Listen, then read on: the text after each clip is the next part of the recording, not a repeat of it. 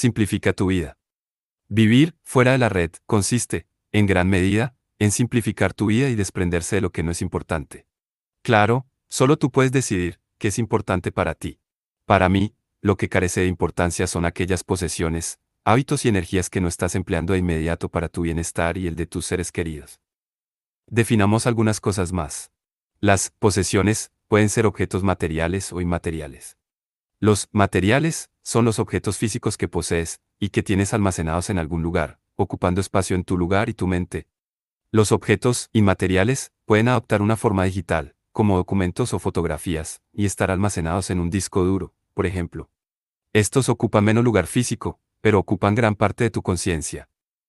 Los hábitos son acciones que consumen parte de tu día, pueden ser rutinarios, aleatorios o poco frecuentes. Por ejemplo, fumar, hacer ejercicio o acudir a un lugar de culto, entre otros, son hábitos. Las energías son recursos disponibles para activar o impulsar algo. El dinero es un tipo de energía simbólica. Debemos reconocer que posee el poder de generar trabajo voluntario y de ser aceptado a cambio de un producto fabricado, como una silla. También consideramos energía a las formas convencionales de la misma: eléctrica, de calor, química, mecánica, etc. Por ejemplo, podemos almacenar energía eléctrica en baterías, o energía química en depósitos, para tenerlas listas en un punto de suministro, como un enchufe o un grifo. Simplificar tu vida, en el contexto de vivir fuera de red, implica descartar aquellas cosas, hábitos y energías, que no se están utilizadas activamente para un fin positivo. Depende de ti definir qué significa utilizar activamente, para así determinar mejor qué elementos de tu vida califican de no tener importancia. También, creo que las cosas sin importancia son aquellas que acumulan polvo en un armario, que están en un almacén de alquiler, bajo una pila de otros objetos, olvidadas y fuera de la vista, o fuera de fácil alcance, o aquellas cosas que carecen de utilidad práctica o emocional. Existen muchos otros criterios para definir cosas sin importancia, pero creo que entiendes la idea. Los hábitos sin importancia pueden ser aquellos que son perjudiciales o poco saludables, que te restan tiempo para dedicar a los demás, tareas importantes, o que te impiden satisfacer tus necesidades y deseos. Por deseos, me refiero a cosas que no necesitas para vivir pero que constituyen objetivos legítimos y razonables, capaces de aportar a tu mayor felicidad. Y abandonar estos hábitos dañinos es crítico. Por ejemplo, abandonar el hábito de consumir energía en exceso es una parte fundamental de vivir desconectado de la red eléctrica convencional. Y, si no puedes utilizar la energía de manera eficiente y productiva, deberías compartir el excedente. Esa energía sobrante debería ponerse a disposición de otros para su uso. Al cambio, no debería producirse en absoluto. Por ejemplo, si planeas cultivar alimentos, produce solo aquello que puedas consumir o compartir. Cualquier exceso podría generar un gran desperdicio de recursos. Asimismo, si una persona adinerada posee un terreno de 10 acres, mientras existe una grave crisis de personas sin hogar en su comunidad, esa persona está desperdiciando un exceso de energía en forma de espacio. A menos que esta tierra se utilice activamente para producir alimentos o energía que beneficia a muchos más, se está desperdiciando un gran recurso. En cuanto al uso de la tierra, muchas personas podrían beneficiarse enormemente si los propietarios parcelaran y donaran la mayor parte de sus terrenos. Por ejemplo, a personas sin hogar dispuestas a instalarse allí. Del mismo modo, almacenar demasiada carga eléctrica en una batería solar es un ejemplo de desperdicio o de exceso. Este exceso indica que has superado con creces tus necesidades reales de producción y almacenamiento de electricidad. En este caso, convendría destinar parte de los recursos invertidos en el sistema a otros fines según sea necesario. Al cambio, podría ser esta energía compartida. En pocas palabras, simplificar tu vida consiste en intentar hacer lo justo y necesario, con los recursos justos y necesarios. Tratar de producir solo lo necesario, y nada más. Entiendo que se trata de una idea, una meta o un concepto que tal vez nunca se alcance a la perfección. Sin embargo, vale la pena intentarlo y buscar constantemente ese equilibrio. Y, siempre que te mantengas dentro de un rango razonable, deberías sentirte orgullosa y satisfecha con tus esfuerzos. Es cierto que algunos podemos ser más exigentes con nosotros mismos, y tratar de llevar la eficiencia a niveles óptimos, pero estos límites y objetivos son decisiones que cada persona debe establecer individualmente y tratar de utilizar sus productos al máximo. Por ejemplo, si tu eficiencia te lleva a producir grandes cantidades de tomates, compártelos de gratis, o distribuirlos a aquellos que los consuman. De lo contrario, no los produzcas e invierte la eficiencia en cosas que puedas utilizar completamente. Creo que, hacer más con menos, fomenta la paz personal porque aporta mayor organización a la mente. Es posible despejar el entorno, hasta el punto de alcanzar una claridad mental que permita tomar decisiones más profundas, precisas y acertadas. Lo que sin duda generará resultados más productivos y beneficiosos. Algunos podrían llamar a esto, tomar buenas decisiones de manera constante, o sabiduría. Esto puede brindar paz gracias a la emisión continua de decisiones, justas y razonables. Como resultado de obtener resultados positivos de forma fiable y constante, es probable que otras personas se sientan atraídas por tus métodos y solicitan tu ayuda. Eso sí, recuerda mantenerte humilde y con enfoque, y resiste cualquier tentación de acumular un exceso de energía en forma de poder, personal o económico. Cabe recordar que la sociedad actual está estructurada para otorgar un poder excesivo a quienes toman decisiones acertadas, y ese exceso empieza a entrar en conflicto con un estilo de vida sostenible y desconectado de la red. ¿Cuál poder excesivo a menudo viene en forma de riquezas sobrebordadas e influencias forzadas sobre otros? ¿Cómo contribuye a la paz mundial el estilo de vida desconectado de la red? El otro tipo de paz, en el contexto de vivir desconectado de la red, es la paz mundial. Utilizo el término paz mundial para referirme a la paz externa a la propia persona. Esta comienza con la paz hacia las personas y otras formas de vida que comparten tu espacio inmediato o tu entorno cercano. La paz es la ausencia de violencia, control forzoso, abuso o coerción.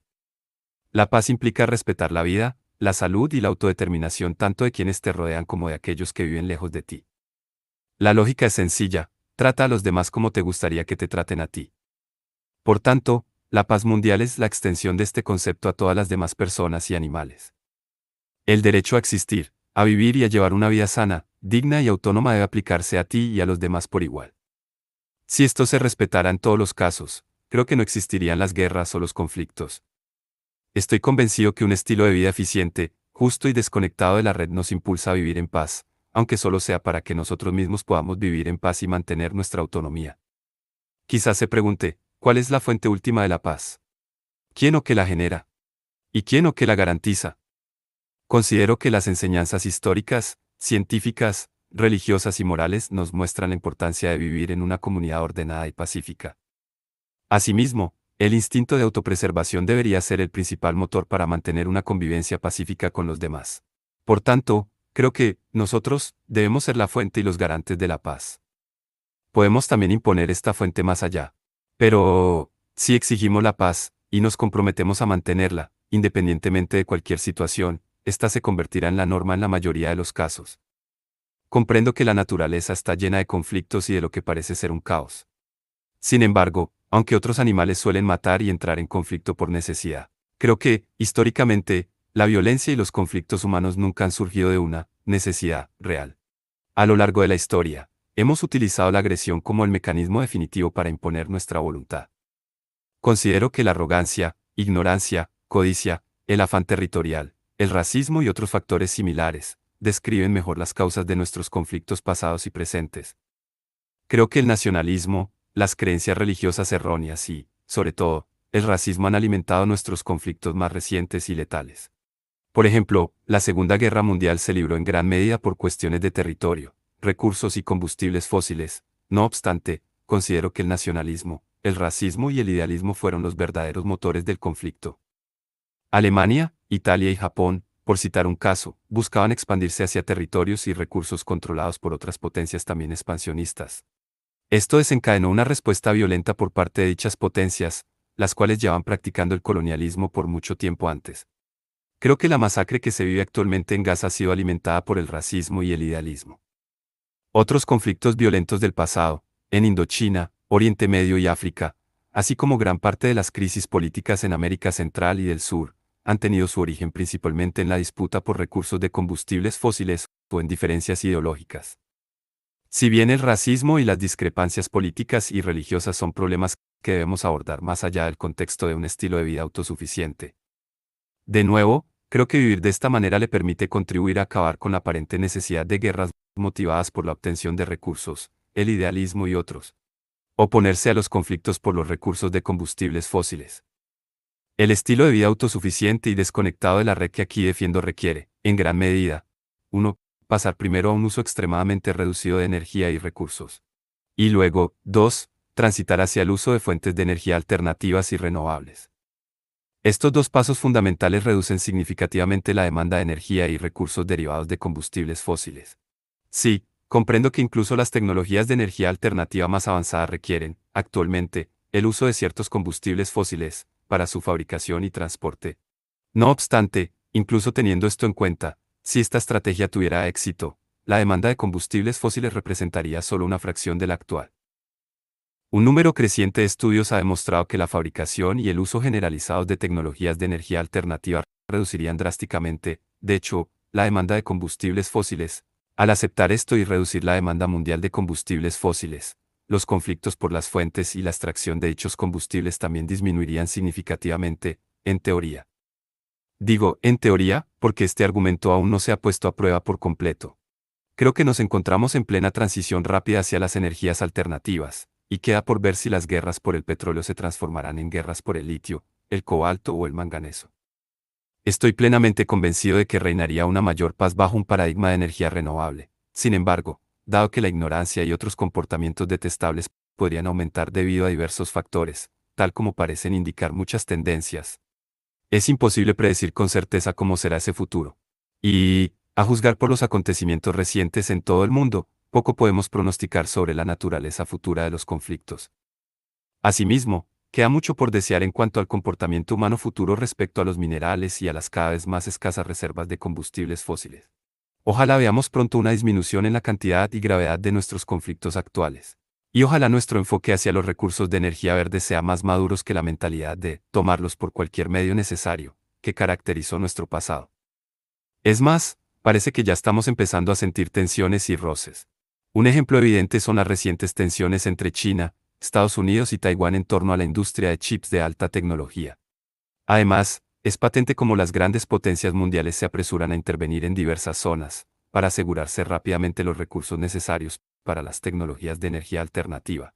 Ya sea dentro de sus territorios nacionales o en el extranjero, las naciones están adquiriendo y arrendando tierras para la minería a un ritmo acelerado. A medida que sectores clave, como la industria automotriz y el sector energético, avanzan decididamente hacia la electrificación. Paralelamente, países y grandes corporaciones avanzan rápidamente para, 1. Asegurar fuentes de minerales destinados a los numerosos componentes de las energías alternativas, y, 2. Garantizar una ventaja tecnológica y de suministro que les permita ocupar una posición privilegiada en dichas industrias.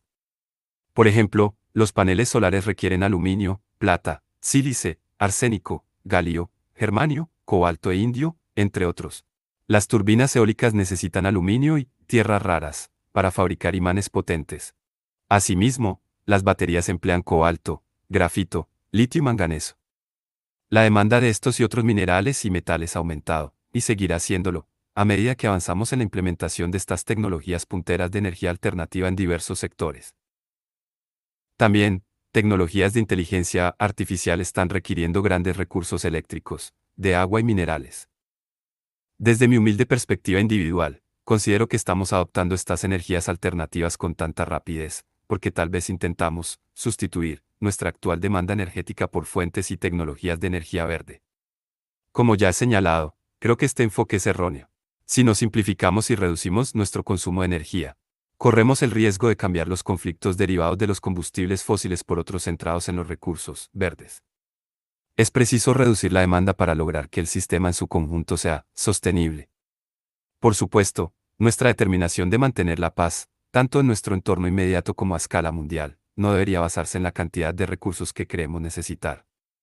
La paz debe aceptarse como un requisito en sí mismo, un estado innegociable y un derecho humano que naturalmente se deriva de la satisfacción de otros derechos fundamentales. Derechos como la vida, la libertad de expresión, la felicidad, la autodeterminación y la capacidad de elección. Dicho esto, si reducimos nuestra dependencia de todo tipo de recursos, y elevamos nuestra conciencia ambiental y humana, deberíamos ser capaces de renunciar finalmente a nuestras tendencias más violentas y destructivas. Esas deplorables inclinaciones a conquistar, expandirse y ejercer el control por la fuerza, podrían verse pronto sustituidas por un mayor intercambio voluntario y acuerdos amistosos, respaldados no por la coacción, sino por acciones colectivas. Es decir, mediante consecuencias no violentas decididas por el conjunto de los demás actores o naciones. ¿Cómo fomenta la libertad el estilo de vida desconectado de la red? La libertad tiene muchas definiciones. En el contexto de vivir desconectado de la red, la libertad puede describirse como la liberación de costos elevados, deudas, estilos de vida impuestos, impuestos excesivos, etc. Existen otras definiciones más tradicionales, que son esenciales para poder vivir de esta manera y que, a su vez, constituyen beneficios de dicho estilo de vida. En otras palabras, se requieren ciertas libertades para que uno pueda vivir desconectado de la red. Y otras libertades son el resultado de este estilo de vida. Estas libertades necesarias deben ser garantizadas por vecinos, la comunidad, el gobierno, etc., como derechos humanos y civiles. A su vez, usted también debe respetar estas libertades en sus vecinos e incluso en sus animales. Aquí abordaré las libertades necesarias de elección, expresión y búsqueda de la felicidad.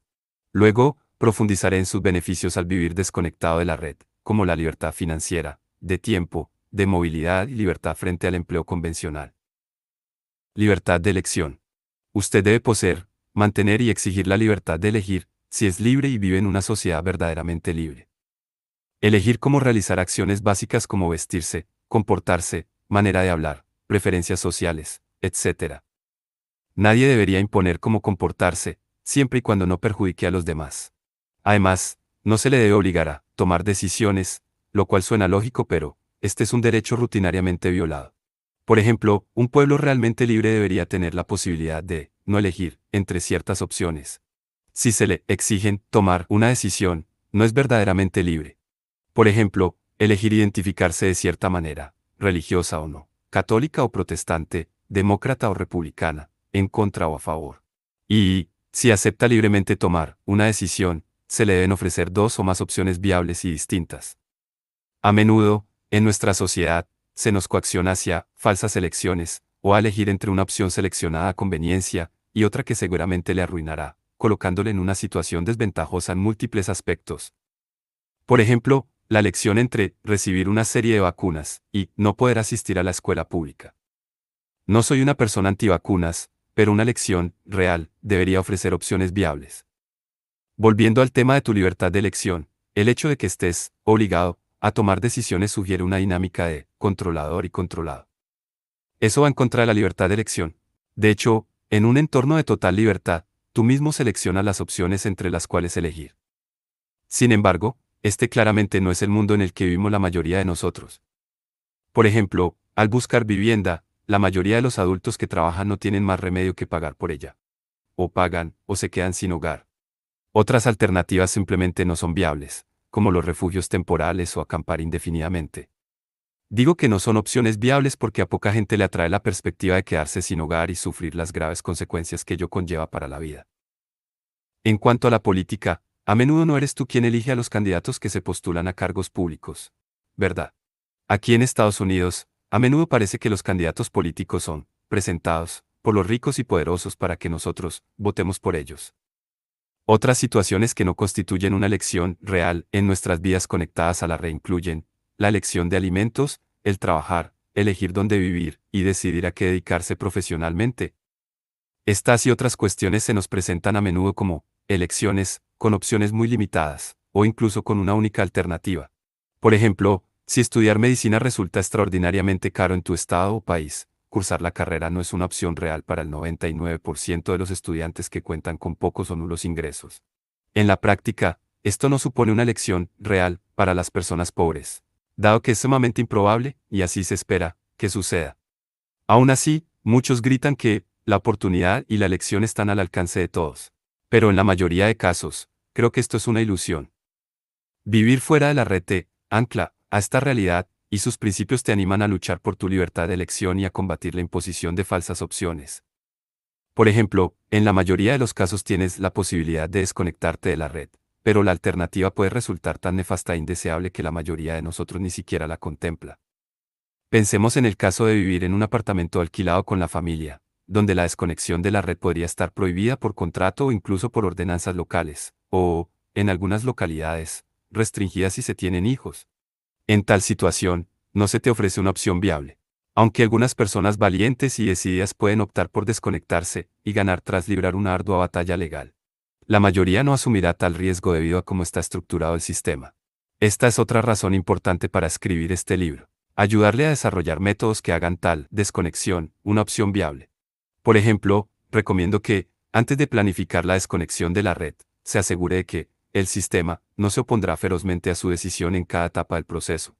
En otras palabras, cerciórese de tener posibilidades razonables de éxito en sus planes de desconexión, considerando las normativas y el entorno social en el que vive. Si tomar tal decisión resulta excesivamente difícil, tal vez lo mejor sea votar con los pies y mudarse a un entorno más favorable, o simplemente permanecer conectado, pero sin utilizar dichos servicios. Tenga en cuenta que, si mudarse es la mejor opción, no necesariamente tendrá que irse muy lejos ni cambiar toda su vida, basta con alejarse de las zonas de mayor control o buscar otro apartamento o vivienda con menos restricciones contractuales o normativas comunitarias. Una vez más, puede tomar decisiones estratégicas y creativas que arrojen resultados iguales o similares. Por ejemplo, si no se le permite desconectarse del servicio eléctrico, puede mantener la conexión pero apagar el interruptor principal. Esto debería producir resultados parecidos, salvo quizás por una pequeña cuota mensual de conexión. Recuerde que, como derecho humano, usted posee la libertad fundamental de elección y nadie puede obligar a pagar por nada. A menos que la autoridad que le exige el pago esté dispuesta a pagar por usted, no se le puede forzar a adquirir ningún servicio, y mucho menos de un proveedor específico. Esta práctica es, sin duda, inconstitucional en los Estados Unidos. Pero, que yo sepa, aún no ha sido sometida a juicio ante los tribunales superiores. Al planificar cómo vivir al margen de la red eléctrica y de servicios públicos, tendrás que buscar alternativas para los servicios que ésta proporciona, a menudo, tendrás que hacerlo por tu cuenta. Dado que el sistema busca que te mantengas dentro de los cauces establecidos, es posible que otras opciones sean suprimidas o que resulte difícil encontrarlas. Como ya hemos comentado, existen diversas alternativas para el suministro de agua, alimentos, electricidad y comunicaciones. Por ejemplo, puedes captar, bombear o canalizar agua hacia tu sistema de filtración, producir alimentos por ti mismo, generar electricidad mediante energía solar o eólica, y utilizar equipos de radio e informáticos para comunicarte libremente. Estas son solo algunas de las muchas alternativas a los servicios convencionales. Sin embargo, los intentos del gobierno por controlar a las personas y someterlo todo a un molde preestablecido, suelen hacer que las opciones alternativas permanezcan ocultas o se perciban como indeseables. Aún así, como alguien que decide vivir al margen de la red, debe superar las barreras artificiales impuestas por los gobiernos y los intermediarios, y contemplar con valentía las posibilidades existentes, todo mientras desarrollas la paz y demandas tu libertad. Por Héctor Vladimir, gracias por escuchar este podcast. Busque el próximo episodio pronto y asegúrese de compartir esto con sus amigos y familiares. Y por favor, presione me gusta y suscríbase en este contenido como una señal de apoyo y para continuar brindando este tipo de contenido a personas como usted. Por último, si desea respaldar aún más a mi contenido, visite los enlaces proporcionados en esta publicación. Gracias.